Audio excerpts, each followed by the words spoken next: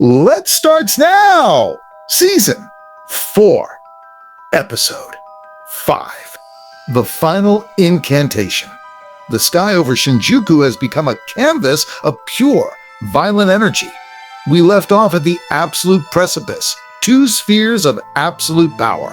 The crimson attractant of red and the azure void of blue are drifting toward each other in a collision course that will rewrite the laws of the battlefield. Ryaman Sukuna, the king of curses, is desperate. He knows that if those two infinities merge, the resulting imaginary mass will erase everything in its path. Mahoraga is lunging, Sukuna is screaming, and Satoru Gojo is standing in the center of the storm, his fingers ready to snap. Today, the strongest isn't just fighting for victory. He's fighting to prove that he is the exception to every rule. Welcome to Episode 5. When the purple fades, only one god will remain on the throne. The episode opens with a symphony of chaotic motion. Sukuna commands Mahoraga to intercept the red orb before it can merge with the blue that Gojo left lingering in the sky. Mahoraga's blade is inches away from the crimson sphere. But Gojo, with a speed that defies human perception, teleports between the general and his technique.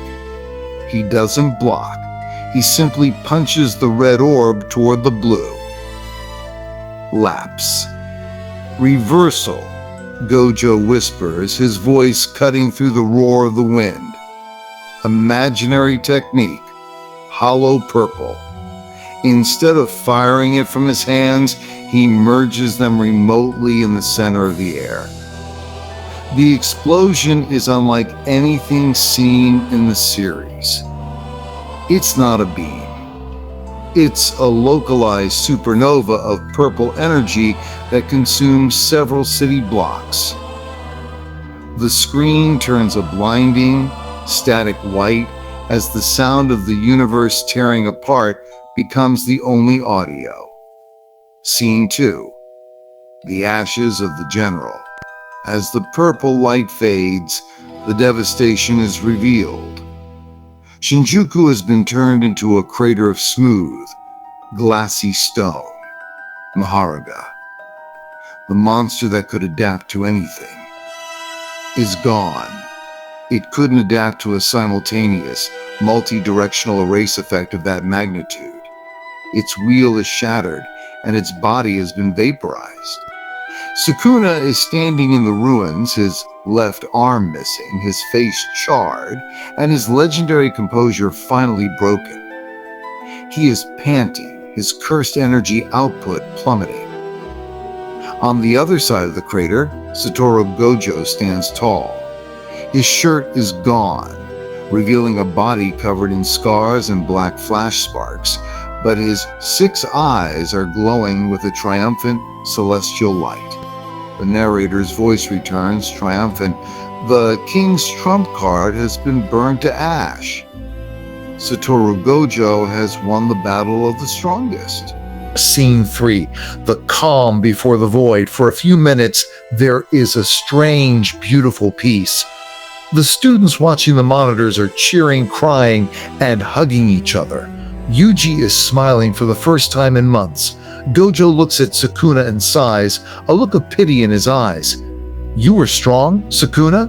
Gojo says, his voice almost soft. "I'll never forget you for as long as I live." Gojo begins to walk toward the wounded king to deliver the final blow. He thinks of Megumi, hoping that with Sukuna this weakened, he can finally reach the boy's soul. But Sukuna isn't looking at Gojo. He's looking at the space where Mahoraga once stood. He starts to laugh. A low, guttural sound that turns into a manic cackle. "You're right, Satoru," Sukuna rasps. "The general was a great teacher. He showed me something I could never have seen on my own." Scene 4. The world/reveal.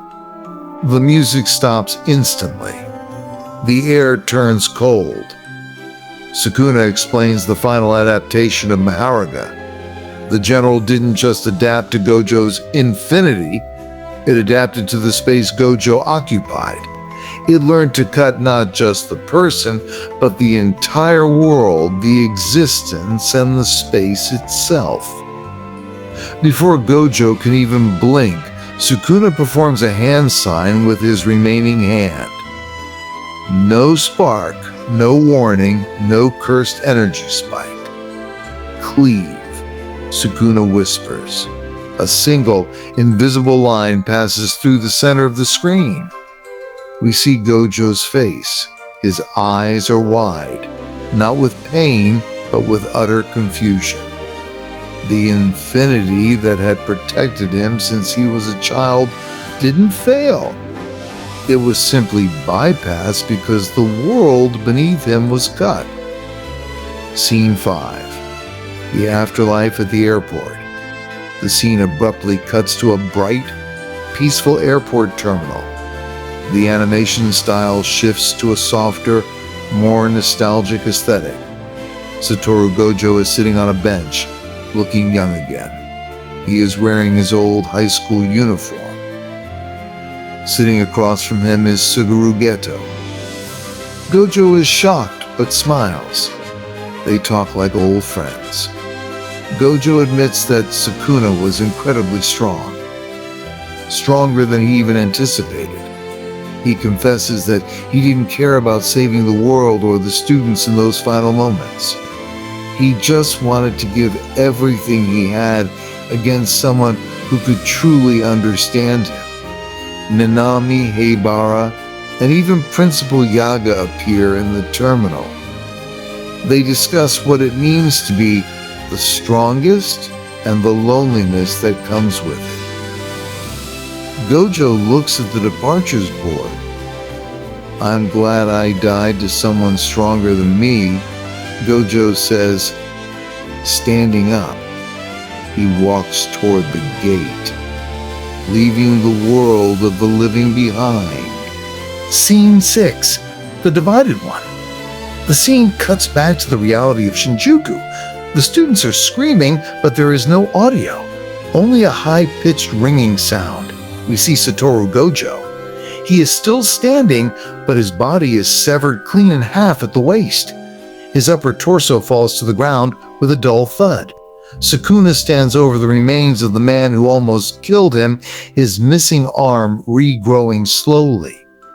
He looks down at the corpse of Satoru Gojo and gives a final, respectful nod. You were magnificent, Satoru Gojo, Sukuna says. I shall never forget you, but the victory is short-lived. From the sky, a massive silhouette descends. Hajime Kashimo, the god of thunder, lands in the crater, his eyes glowing with lightning. He doesn't look at the dead teacher. He looks at the wounded king. The episode ends with the sound of a thunderbolt striking the earth. The strongest is dead, and the god of thunder has arrived to claim the crown. The final suspense. The infinity has been cut, and the king remains. The death of a legend. How will the students react to seeing their invincible teacher fallen? Kashimo's true form. Now that Sukuna is at his weakest, can Kashimo's mythical beast amber finish the job? The fallen heir, with Gojo gone, is there any hope left for Megumi Fushiguro, or has Sukuna won the war? If you're in total shock, smash that like button and subscribe. We have reached the most controversial and heartbreaking moment in Jake history. Press the bell icon for episode 6, where Kashimo unleashes a power that can only be used once. Do you think Gojo can ever come back? Or is this the permanent end? Let us know in the comments. End of episode 5.